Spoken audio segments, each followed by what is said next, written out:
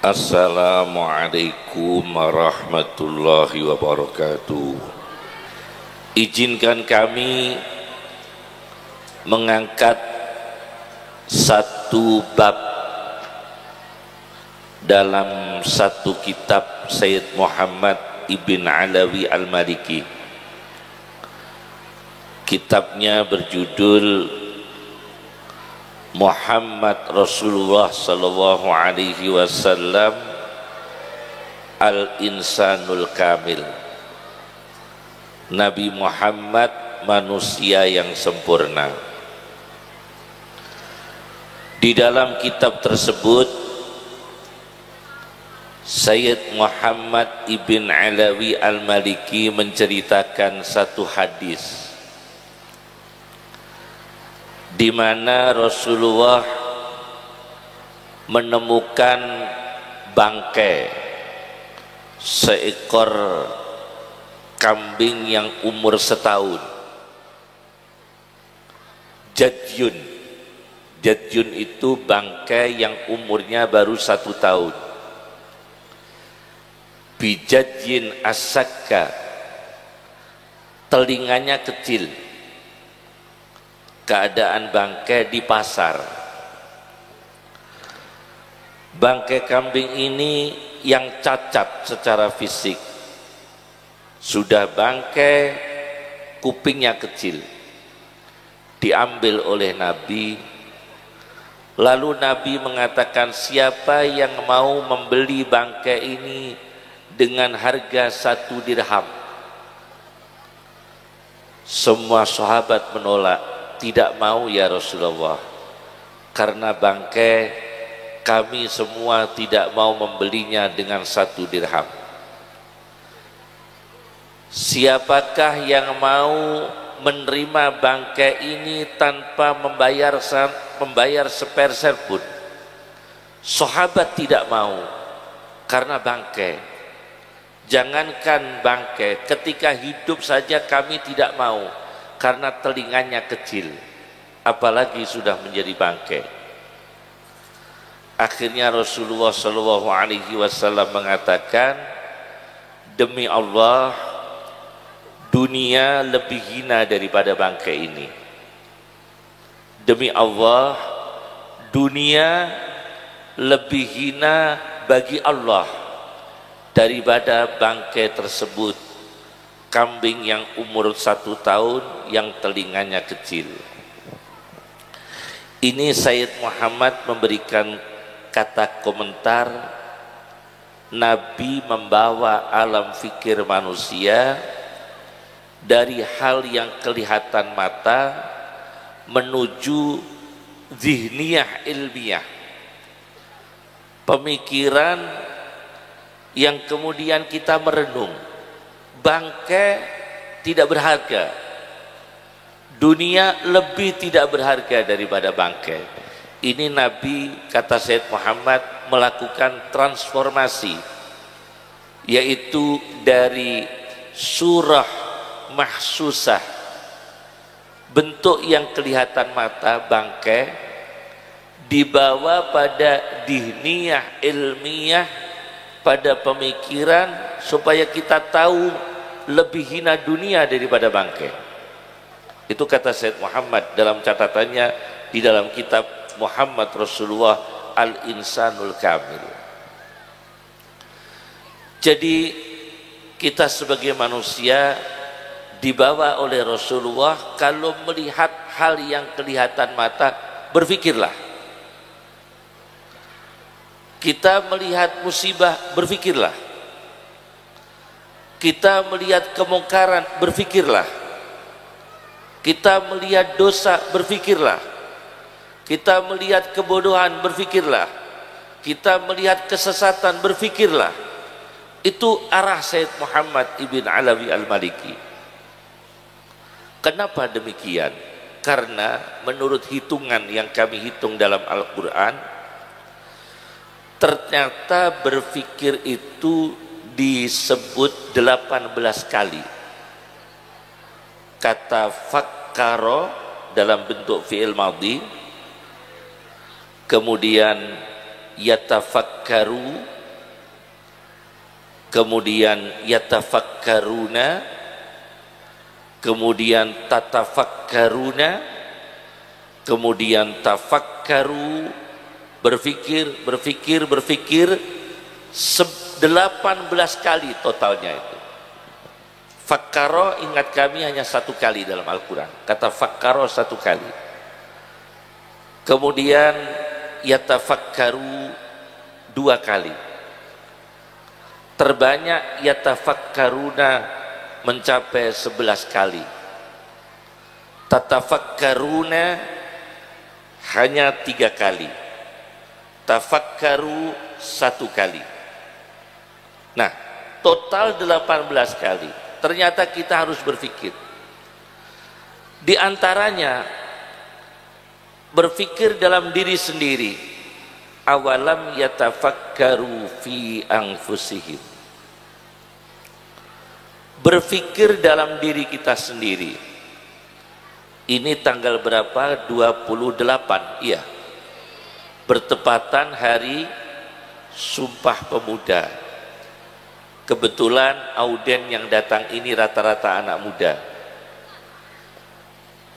Kita ini sebagai pemuda, pemuda itu dalam Al-Quran, innahum fityatun amanu bi rabbihim wazidnahum huda. Ialah pemuda yang menjaga imannya, menjaga akidahnya. Ini anak Habib, kalau kita di Indonesia memang senang melihat umat Islam banyak, tapi persentase di Majelis Ulama Indonesia, Komisi Dakwah melaporkan persentase umat Islam menurun. Jadi menurun. Ketika Orde Baru itu memang umat Islam mencapai 90%. Tapi MUI, laporan dari Komisi Dakwah, sekarang umat Islam di Indonesia tinggal sekitar 75%, kurang dari 80%. Apakah data ini akurat atau tidak akurat? Data ini valid atau tidak valid? Paling tidak kita ini menjadi prihatin. Umat Islam banyak yang cinta agamanya, tapi tidak pernah membawa orang lain masuk ke Islam. Kemudian tidak diwaspadai umat Islam keluar dari Islam. Pemurtatan besar-besaran, akidah rusak. Pemuda-pemuda ini tren, sekarang tren pakai baju yang baju itu metal, misalnya metal. Ini anak tidak tahu kalau baju metal ini merusak iman dia, merusak akidahnya, merusak psikologinya, tidak tahu. Kemudian apa yang masuk dalam gizi manusia, gizi yang masuk dalam tubuh manusia, khususnya anak muda, itu tidak gizi yang membentuk akhlak yang baik. Karena apa? Wahudiya bil haram. Gizi yang masuk gizi haram. Jadi kita ini prihatin. Orang Islam, baik itu benar atau tidak, tinggal 75%. Kalau di Blora itu ada musola namanya fi dinillahi afwajan. Di Blora itu ada musola namanya fi dinillahi afwajan. Masuk di dalam agama Allah berbondong-bondong. Ini berpikir dalam diri sendiri. Yang kedua, Al-Quran bicara wa yatafakkaruna fi khalqis samawati wal ardi. Berpikir dalam penciptaan langit dan bumi. Kalau bapak dan ibu guru tahu istilah hukum alam, itu kalau yang mengucapkan orang Islam, istilah hukum alam memang dia memaknainya ciptaan Allah yang ada pada alam. Tapi istilah hukum alam pertama muncul itu ateis, bukan Islam. Istilah hukum alam muncul itu bagi mereka yang ateis. Einstein, adik-adik tahu Einstein, ahli fisika, itu dulunya Yahudi, tapi akhirnya ateis, tidak percaya Tuhan, apalagi Allah Subhanahu wa ta'ala. Dia faham langit, dia faham bumi, tapi tidak percaya Tuhan. Maka dia munculkan istilah hukum alam, menghilangkan tauhidnya, seolah-olah tidak ada campur tangan Allah kepada alam. Alam terjadi dengan sendirinya, dan ini pendidikan masuk tanpa disteril. Tanpa disteril. Jadi kadang-kadang tauhid kita dengan pelajaran kita itu kadang berlawanan. Tauhid kita mengatakan kullun biqadarih, kullun biqada'ih, semua dengan takdir Allah, semua dengan keputusan Allah, tapi kita disuguhi hukum alam yang produknya orang ateis. Nah, maka caranya harus bagaimana? Hukum Allah yang ada pada alam, itu yang benar. Hukum Allah yang ada pada alam, ini berpikir namanya. Karena Rasulullah tadi teorinya dari sesuatu yang kelihatan mata, bawalah ke alam pikiran. Itu Sayyid Muhammad Ibn Alawi Al-Maliki. Dua. Yang ketiga, berpikir dalam madu, lebah. Fihi syifa'un linnas, inna fi dzalika la ayatan liqaumi yatafakkarun. Allah mengeluarkan madu. Corona itu yang terbaik pakai madu. Pakai madu terbaik. Kalau tidak bisa madu Yaman kan mahal. Ya sudahlah, madu gembong. Gembong pati itu kan murah. Madu gembong, madu batang itu murah. Kalau madu dari Yaman mahal. Pokoknya pakai madu. Karena apa? Itu bagus untuk corona. Fihi syifa'ul linnas. Di satu negara saya punya teman namanya Iqbal. Iqbal ini adalah pakar Islam dalam bidang herbal di Malaysia, Dr. Iqbal. Dia belajar di Norwegia. Di Norwegia itu ada rumah sakit khusus Tibbun Nabawi, tapi yang punya Kristen. Rumah sakit Tibbun Nabawi, rumah sakit kedokteran Nabi, pakai jinten ireng, pakai wudu, pakai pokoknya habah sauda, madu, zam-zam, semua pakai kesehatan Nabi. Tapi yang punya Kristen, dan notanya saya dikasih tahu notanya itu, tulisannya wa nunazzilu minal Qur'an ma huwa syifa. Ada nota yang tulisannya fihi syifa'ul linnas. Jadi kuitasinya itu, buku-bukunya itu tulisan Quran semua. Pakainya pakai Tibbun Nabawi. Tapi kita umat Islam sendiri sudah meninggalkan Tibbun Nabawi. Kesehatan menurut Nabi Shallallahu Alaihi Wasallam. Jadi ini kita pakai madu. Kenapa? Menurut Ibnu Ashur, saya baca dalam tafsirnya At-Tahrir wa Tanwir, tafsir karya Ibnu Ashur. Ibnu Ashur mengatakan tawon atau lebah yang keluar madu itu tawonnya banji, tidak jantan, tidak betina. Itu temuan yang terakhir.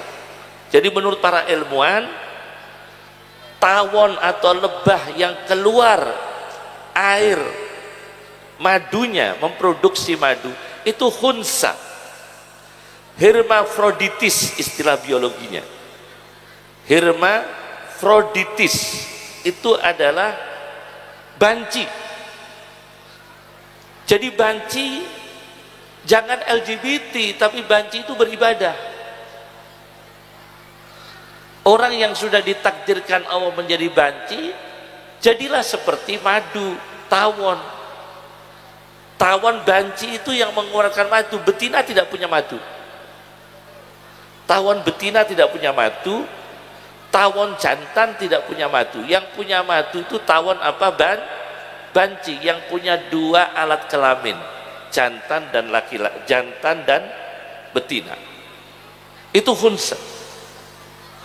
Maka kalau ditakdirkan Allah menjadi banci, jangan kemudian LGBT, tapi hidup pada ibadah Allah, produktif. Hidup pada sunnah Rasulullah, produktif, meskipun banci. Memang ditakdirkan Allah begitu, tetapi hiduplah di sunnah Nabi supaya mengeluarkan madu, mengeluarkan manfaat. Nah sekarang enggak, orang banci malah diberikan pujian, orang LGBT malah diberikan pujian. Fihi syifa'ul linnas inna fi dzalika, bukan orang banci, LGBT. Fihi syifa'ul linnas inna fi dzalika la ayatal liqaumin yatafakkarun. Jadi berfikir itu ada berfikir pada diri sendiri, satu. Yang kedua berfikir dalam langit dan bumi. Yang ketiga berfikir tentang produksi lebah yaitu madu dengan izin Allah Subhanahu wa taala. Ternyata madu keluar dari lebah yang banci, al-khunsa. Maka kita berpikir bagaimana kita ini menjadi pemuda yang menghasilkan tafakkur, berpikir yang berkarya, berkarya yang berpikir. Saya ingat ada ulama namanya Abi Dawud yang punya kitab Sunan Abi Dawud. Ada ulama Abi Dawud itu ahli hadis, beliau orang Afghanistan. Sijistan itu Afghanistan. Abi Dawud itu didatangi oleh ulama sufi namanya Sahal bin Abdillah At-Tustari. Jauh-jauh dari Tustar itu Iran, datang ke Abi Dawud Afghanistan, jauh-jauh. Itu tujuannya apa? Mau mencium lidahnya Imam Abi Dawud. Jadi ketemu Imam Abi Dawud keluarkan lidahmu, keluarkan, aku ingin mencium lidah yang membaca hadis Nabi. Karena lidahmu itu penuh dengan hadis Nabi, akhrij lisanak, keluarkan lidahmu, aku cium. Nah ini berpikir pada organ manusia. Carilah organ manusia yang lidahnya berilmu, seperti Imam Abi Dawud, lidahnya penuh dengan hadis, dicium oleh Sahal bin Abdillah At-Tustari. Subhanallah, saya tidak pernah lihat ada santri mencium lidahnya kiai. Belum sampai ada santri saking cintanya sampai mencium lidahnya kiai, itu jarang saya temui. Yang ada santri sekarang maklari kiai, ada santri maklari kiai. Tapi kalau santri mencium lidahnya kiai hampir tidak ada. Ternyata dulu mencium lidahnya kiai itu pemuda ulama yang berpikir tentang lidah yang manfaat, lidah yang berilmu, lidah yang membaca hadis, lidah yang membaca Al-Quran. Itu pemuda-pemuda yang kita giring sekarang. Kemudian kita kembali lagi pada berpikir tentang obat. Memang isu corona ini kompleks sekali, Beb. Kita tidak bisa berpikir objektif, tidak bisa. Karena isu corona itu sangat-sangat sensitif. Yang baru sekarang ini di dunia, pro kontra. Jangankan orang bodoh, ilmuwan saja pro kontra. Ilmuwan. Istri kami itu dokter. Dokter-dokter itu tidak semua sepakat. Ada yang begini, ada yang begini, ada yang begini, ada yang begini. Pro kontra. Kenapa bisa demikian? Karena kita tidak tahu konspirasinya. Maka kita harus berpikir. Berpikir konspirasi apa yang terjadi ini? Apakah ada kesengajaan virus itu dibuat? Apakah alamiah dengan izin Allah Subhanahu wa ta'ala? Tetapi pemuda sekarang ini, anak-anak kita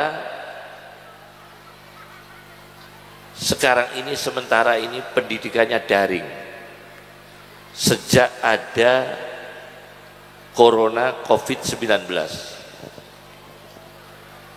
Masya Allah, pendidikan daring ini sangat-sangat memprihatinkan. Dari satu kelas saja, satu kelas itu yang maksimal mengikuti pelajaran kadang di bawah 30%. Betul ya? Di bawah 30% yang maksimal. Akibat isu COVID-19. Belum kenakalan yang timbul selama COVID ini, karena waktunya tidak ada waktu yang positif. Mulai pagi sampai malam, besoknya lagi. Maka berapa anak yang bergaul bebas? Berapa anak yang di kafe? Berapa anak ada di tempat-tempat kemungkaran? Berapa anak yang meninggalkan sholat? Berapa anak yang hidup dalam pergaulan bebas selama COVID ini? Itu tidak bisa dihindari akibat isu COVID. Maka saya mengatakan berpikir, harus dipikir. Kita percaya, tapi jangan mengimankan seperti rukun iman. Maksud saya begitu. Kita percaya adanya COVID, tapi jangan mengimankan seperti rukun iman. Kedua, ada satu arahan dari para ulama, apabila terjadi pemuda-pemuda itu jauh dari pendidikan, itu kita mengambil resiko yang terkecil. Tidak berilmu ibadah lebih baik. Memang ibadah berilmu, tapi kalau bagi mereka yang selama ini tidak di pondok, tidak di sekolahan, Masya Allah, mereka ini gersang ilmu, tapi jangan sampai gersang ibadah. Gersang ilmu tapi jangan sampai gersang ibadah.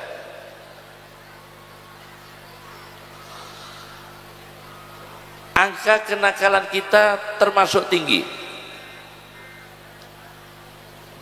Pornografi itu memang buatan Yahudi, betul, buatan Yahudi. Swiss termasuk tinggi, tapi ranking yang termasuk 10 besar pornografi adalah Indonesia. Itu diakui atau tidak diakui. Jadi situs porno itu konsumen tertinggi termasuk Indonesia. Situs porno. Padahal porno itu merusak saraf. Bukan hanya merusak akal, merusak saraf, otak.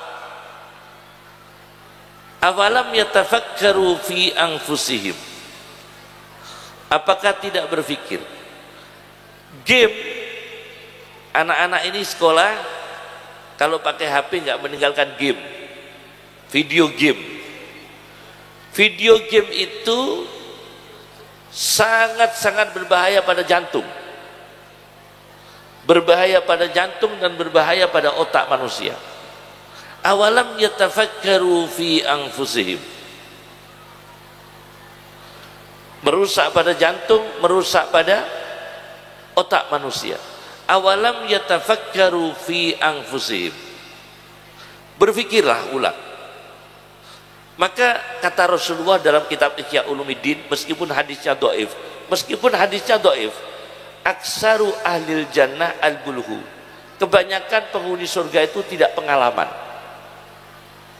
Al-bulhu itu dalam kamus ayat jamak dari kata ablah, man la khubratalah, orang yang tidak punya pengalaman.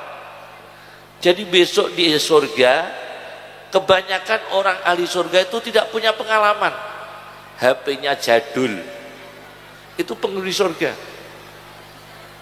Tidak pengalaman, tidak bisa lihat situs-situs komputer yang aneh-aneh, tidak pernah ke tempat diskotik, tidak pernah di kolam renang, tidak pernah di tempat-tempat maksiat, tidak pernah piknik di Bali, tidak pernah piknik di Hollywood, tidak pernah piknik di Hong Kong. Orang yang nggak pengalaman itu rata-rata penghuni surga. Itu kata Imam Ghazali dalam kitab Ihya Ulumuddin, meskipun hadisnya dhaif itu. Aksaru ahlil jannah al-bulhu. Jadi sebaiknya anak-anak kita ini bentuklah tidak pengalaman. Sebaiknya tidak pengalaman itu ada baiknya. Pada akhir zaman orang lebih baik tidak pengalaman dalam hal tertentu. Memang pengalaman dalam hal yang baik boleh, pengalaman teknis baik, tetapi pengalaman duniawi, kembali pada Rasulullah mengambil bangkai kambing tadi, ini kambing lebih hina dunianya daripada kambing yang bangkai. Sampai Imam Ghazali mengutip hadis aksaru ahlil jannah al-bulhu, kebanyakan penghuni surga itu tidak pengalaman. Masya Allah, dalam kitab Ihya Ulumuddin. Ada lagi, yang pertama tadi organ lidah. Imam Abi Dawud lidahnya dicium oleh Sahal bin Abdillah At-Tustari. Kemudian telapak kaki. Yunus bin Ubaid, ada kitab namanya At-Taqwa, kitab berjudul At-Taqwa 2 jilid, karya Dr. Adib Soleh. Ada ulama tabi'in Yunus bin Ubaid itu ketika beliau menjelang wafat melihat kakinya. Yunus bin Ubaid itu tabi'in, sebelum wafat dia melihat kakinya, telapak kakinya, kemudian menangis. Yunus bin Ubaid menangis melihat telapak kakinya sendiri.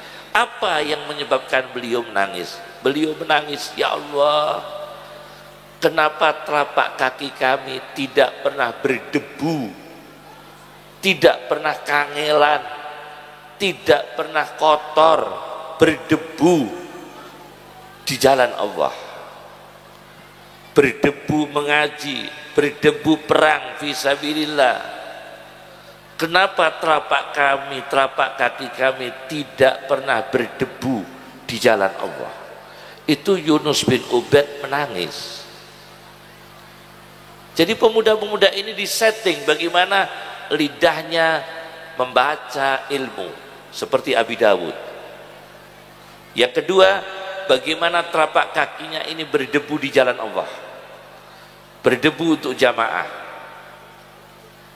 Besok ini tanggal 9 kami diundang di Unisula untuk menata bagaimana menata kampus dengan konsep jamaah, menata akademik dalam konsep jamaah.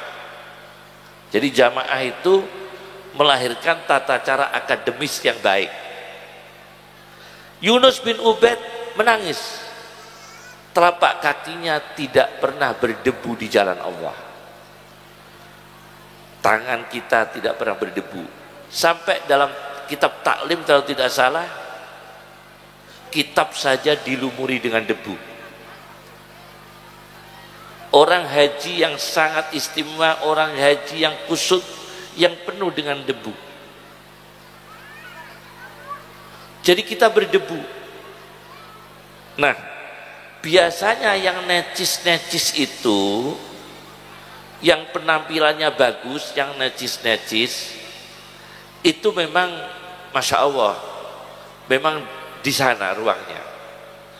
Tapi kalau untuk hal-hal yang keagamaan, itu penuh dengan debu, kusut, kotor, tidak rapi. Masya Allah, pada zaman Belanda pondok pesantren terapi itu Tebu Ireng pada zaman Belanda,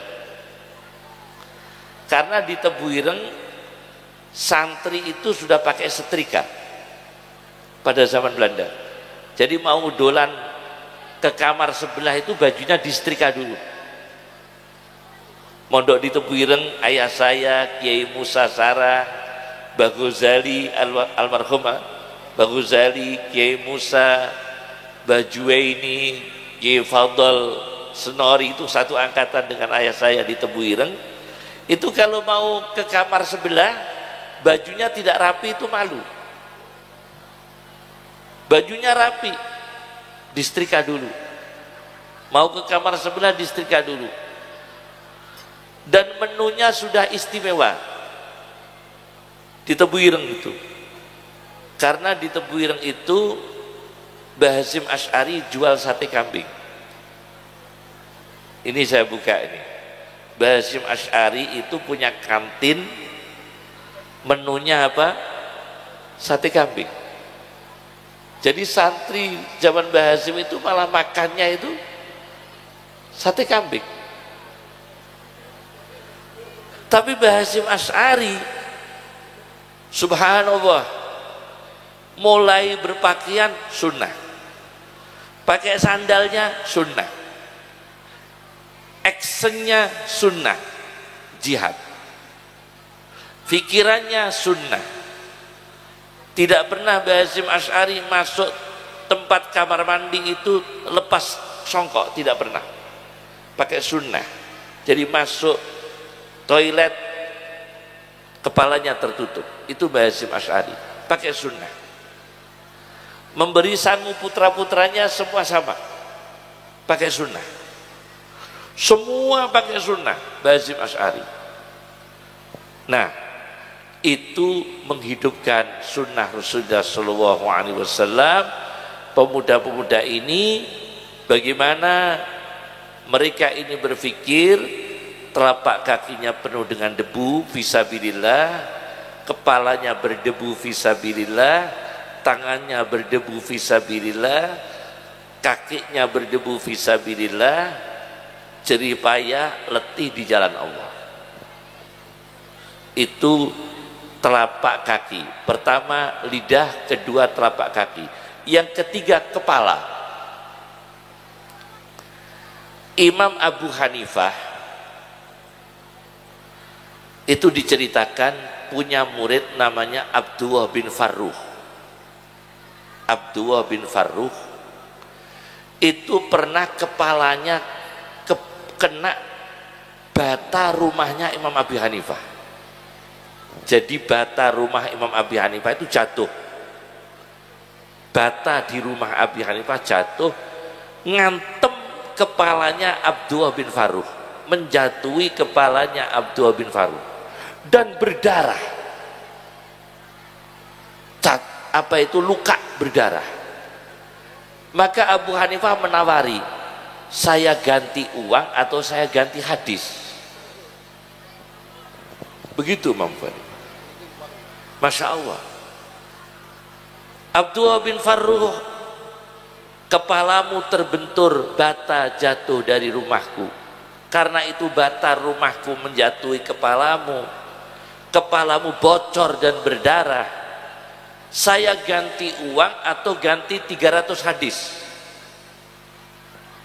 Kira-kira kalau sekarang milih mana? Uang.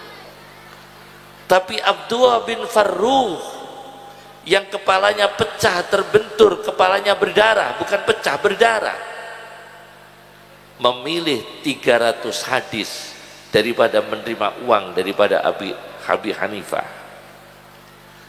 Ini orang dulu lebih cinta ilmu daripada uang. Itulah pemuda, kepalanya tidak diperhitungkan karena ilmu 300 hadis lebih mulia daripada kepalanya. Ini ajaran Imam Abi Hanifah radhiyallahu anhu. Awalam yatafakkaru fi anfusihim, berpikir pada diri kita, mulai dari lidah kita, telapak kaki kita, kepala kita. Ini berpikir dalam awalam yatafakkaru fi anfusihim. Kemudian untuk pemuda-pemuda, adik-adik yang mondok, target kita adalah menjadi anak soleh. Berilmu itu nomor 2. Target kita adalah menjadi manusia soleh. Ada Dokter Ali Fikri. Dokter Ali Fikri, bukan dokter, dokter. Ali Fikri itu dokter. Punya kitab Al-Insan, As-Samirul Muhaddib, Ahsanul Qasas dan sebagainya. Dokter Ali Fikri menceritakan, Umar bin Abdul Aziz itu kan pejabat, sultan. Beliau tidak begitu memikirkan masa depan anaknya dalam soal dunia. Kalau soal ilmu iya dipikir, soal akhlak iya dipikir beliau, soal keselamatan iman dipikir beliau, soal kebahagiaan akhirat dipikirkan beliau. Tapi soal kesejahteraan dunia sama sekali tidak dipikir. Beliau kemudian ditanya, wahai Umar bin Abdul Aziz, Anda ini penguasa, Anda ini sultan, khalifah, kok tidak memikirkan anak-anak penjenengan, kesejahteraannya, kerjanya apa? Kata beliau, kalau anak saya ini soleh, wa huwa yatawallas sholihin. Kata beliau, kalau anak-anak saya ini soleh, wa huwa yatawallas sholihin, nanti Allah yang mengurusnya. Tapi kalau anak saya ini saya targetkan sesuatu,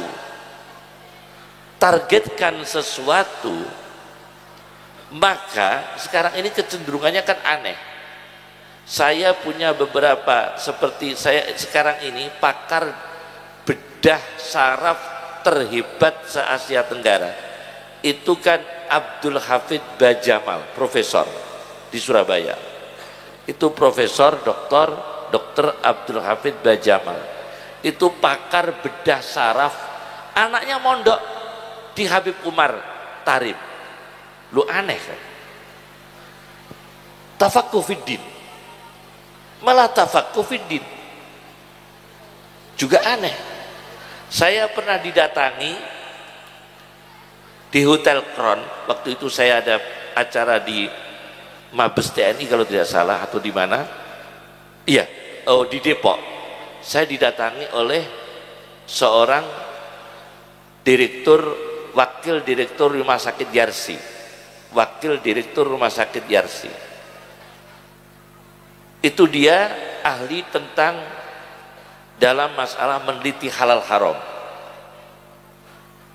Dia itu berpikir bagaimana anaknya itu ngaji. Lo aneh kan? Jadi orang yang pendidikan umum sekarang terbalik.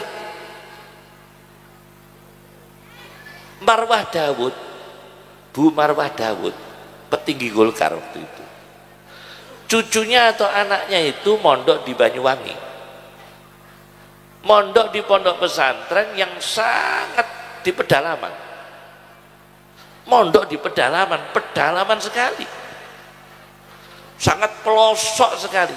Kata beliau, kalau untuk bisa bahasa Inggris tidak usah saya pondokkan, di Jakarta bisa. Untuk tahu pengetahuan umum di Jakarta bisa. Tapi saya ingin anak saya soleh. Ini nyetaknya nggak semua tempat. Nggak semua tempat bisa mencetak pemuda menjadi soleh. Itu pikiran orang sekarang. Syekh Nabil Al-Ghamri, muridnya Syed Muhammad Ibn Alawi Al-Maliki Al-Mu'ammar, Ammar Huwah, itu kan ahli kimia. Beliau ahli kimia. Ahli kimia. Dunnun Al-Misri ahli kimia. Subhanallah. Saya punya sahabat penanggung jawab dakwah di Cicagu, masih hidup sekarang. Itu penanggung jawab dakwah di Cicagu. Pernah bertemu kami, cerita, izinkan kami cerita, Kiai, kami ini orang yang pertama kali mengadakan Jumatan di Cicagu, pertama kali. Sebelum kami tidak ada Jumatan di Cicagu, baru kami yang mengadakan Jumatan di Cicagu. Tapi tidak diizinkan hari Jumat, Jumatan harus hari Minggu. Ya, tidak diizinkan hari Jumat karena Amerika Serikat boleh Jumatan tapi hari Minggu, karena Minggu itu libur kerja. Terpaksa terpaksa Kiai, kami mengadakan Jumatan hari Minggu.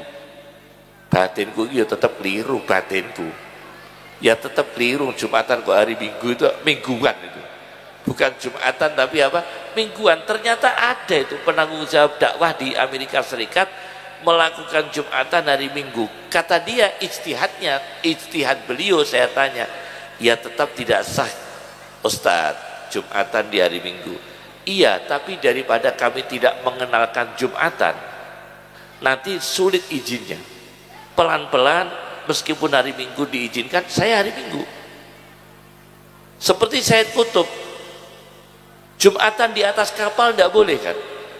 Tapi Said Qutb itu di kitab Fi Dilalil Quran, khutbah Jumat di atas kapal. Karena yang dengar itu orang Kristen, orang ateis, orang komunis. Mumpung ada orang komunis kumpul, dia pidato khutbah Jumat di atas kapal. Jumatan 5 orang di atas kapal, kan tidak sah secara fikih. Tapi tujuannya dakwah. Itu pernah dilakukan oleh Said Qutb, diceritakan dalam kitab Fi Dilalil Quran. Jadi orang merintis, orang soleh itu pokoknya difikir sekali kesempatan bagaimana orang menjadi soleh. Wa huwa yatawallas shalihin. Umar bin Abdul Aziz sampai mengatakan, kalau anak saya soleh, Allah yang akan mengurusnya. Wa huwa yatawallas shalihin. Awalam yatafakkaru fi anfusihim. Berpikir dalam diri sendiri. Jadi target kita adalah anak-anak ini menjadi soleh, orang tuanya soleh. Yang terakhir, Rasulullah Shallallahu Alaihi Wasallam itu punya doa. Doa ini juga bagus untuk dibaca supaya punya keturunan yang baik, punya jantung yang sehat, dan punya organ yang bagus. Di dalam kitab Musnadu Ahmad, Rasulullah Shallallahu Alaihi Wasallam berdoa, Allahumma inni a'udzubika Ya Allah, sesungguhnya kami berlindung kepadamu min syarri sam'i, dari keburukan pendengaranku. Ya Allah, jangan sampai saya mendengarkan musik-musik yang tidak bermanfaat.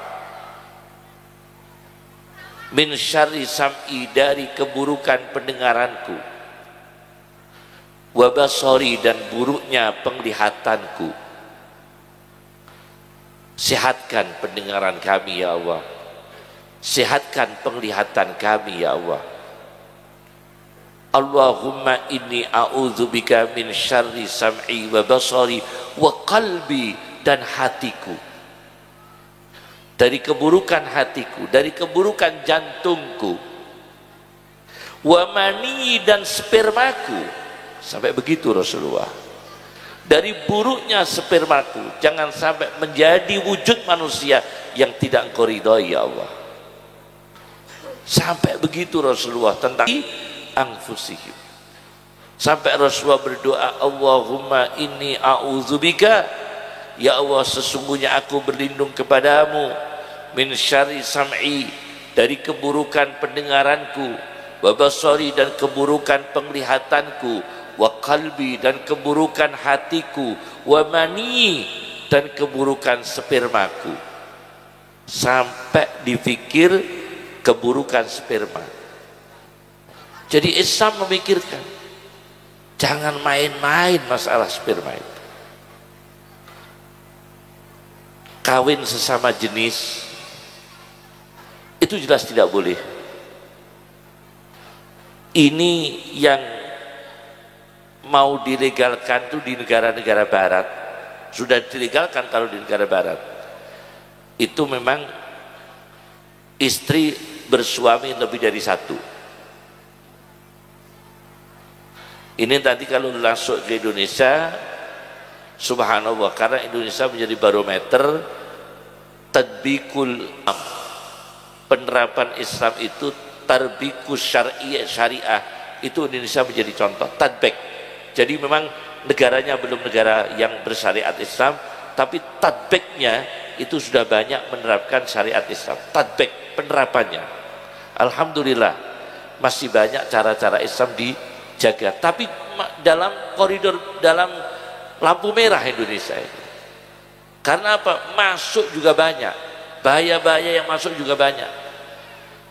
Liberalnya juga menyesatkan, komunisnya juga menyesatkan, ateisnya juga menyesatkan, lebih-lebih permisif ibahiyah, permisif ibahiyah, menghalalkan segala cara.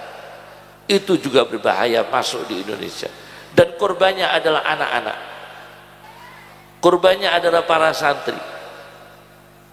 Dulu itu kasus narkoba itu hanya di perkotaan, sekarang di desa.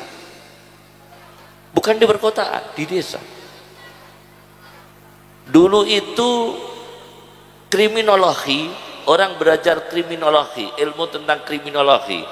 Abdul Qadir Audah itu mengarang kitab khusus tentang hukum kriminologi, namanya At-Tasyyi'ul Jinai, 2 jilid. Tentang kriminologi itu dulu korban maupun pelaku kota, sekarang enggak, di desa. Sekarang di desa. Kenapa demikian? Karena pengaruh-pengaruh seperti itu, pengaruh akidah yang tidak terjaga. Maka anak-anak ini tidak tahu, kadang tidak tahu ini Yahudi, ini komunis, ini apa, tidak tahu mereka. Mereka tidak tahu, jadi tidak punya syuuri, tidak punya rasa. Nalurinya ada aktif, pikirannya nggak aktif. Wahum la yash'urun. Kalau dicetak menjadi ulama sulit, karena Allah telah membatasi, manusia tidak bisa dicetak jadi ulama semua, bahkan lebih banyak tidak bisa dicetak ulama. Walakinna aksaron nasi la ya'lamun. Kebanyakan manusia tidak bisa dicetak ulama. Walakinna aksaron nasi la ya'lamun. Kebanyakan manusia tidak bisa dicetak menjadi ulama, tapi jadilah orang yang saleh. seperti tadi, soleh di jalan Allah. Awalam yatafakkaru fi anfusihim, berpikir tentang langit dan bumi sesuai dengan syariat Allah. Alhamdulillah, ilmuwan Islam sudah banyak. Seperti kalau mohon kami izinkan, seperti guru-guru yang mempelajari yang mengajarkan ilmu pengetahuan alam, bisa lihat buku 2 jilid hasil seminar di Nurtanio. Jadi di situ ada 2 jilid bagi guru yang mengajar pengetahuan ilmu alam supaya tahu hubungannya Al-Quran dengan ilmu alam. Itu yang dikumpulkan dari hasil seminar di Nurtanio. Itu banyak di situ. Al-Quran bagaimana meluruskan pemikiran itu. Supaya tahu, paling tidak berusaha untuk tidak berlawanan dengan Al-Quran dan Sunnah. Kemudian banyak lagi ulama seperti siapa itu dalam Al-Mu'jizatul Ilmiah fis Sunnah, juga ada Al-Mu'jizatul Ilmiah fis Sunnah An-Nabawiyah dan sebagainya. Inilah yang bisa saya sampaikan, semoga bermanfaat, barokah. Terakhir kami mau memberikan doa dari Mbah Hasyim Asy'ari yang diberikan kepada ayah kami diberikan kepada kami, yaitu doa tahassontu bihisni la ilaha illallah Muhammadur Rasulullah. Tahassontu bihisni la ilaha illallah, aku membentengi, aku menjaga dengan benteng la ilaha illallah Muhammadur Rasulullah. 6 kali dibaca dengan ludah kecil. Jadi ke kanan baca ludah, ke kiri membaca ludah, ke belakang baca ludah, ke depan, belakang, atas, bawah, kanan, kiri pakai ludah kecil semua. Itu bahasa Asy'ari. Insya Allah dijaga dari semua malah bahaya, dijaga dari berbagai bahaya. Tahassontu bihisni la ilaha illallah Muhammadur Rasulullah. Itu doa diberikan Mbah Hasyim Asy'ari kepada ayah saya, dan ayah saya diberikan kepada saya. Ini doa untuk menjaga sami-sami. Itu ijazah dari Mbah Hasyim Asy'ari untuk menjaga supaya kita ini terjaga, diri kita, iman kita, tauhid kita, kesehatan kita, keselamatan akhlak kita, keselamatan harta kita, keselamatan rezeki kita. Tahassontu bihisni la ilaha illallah Muhammadur Rasulullah. Allahumma akhdina bil ilmi wa zayyinna bil hilmi wa akrimna bit taqwa wajamilna bil afiyah. Allahumma ja'alna min ahlil haq alladhina tulabul haq minkal haq ya haq wa bil haqqi anzalnahu wa bil haqqi nazal. Allahumma kun lana wa la takun alaina biyadikal khair innaka ala kulli syai'in qadir. Akhrijna minad dhulumati ilan nur, akhrijna minad dhulumati ilan nur, akhrijna minad dhulumati ilan nur. Subhanaka Allahumma wa bihamdika asyhadu an la ilaha illa anta nastaghfiruka wa natubu ilaik. Wa akhiru da'wana anil hamdulillahi rabbil alamin. Assalamualaikum warahmatullahi wabarakatuh.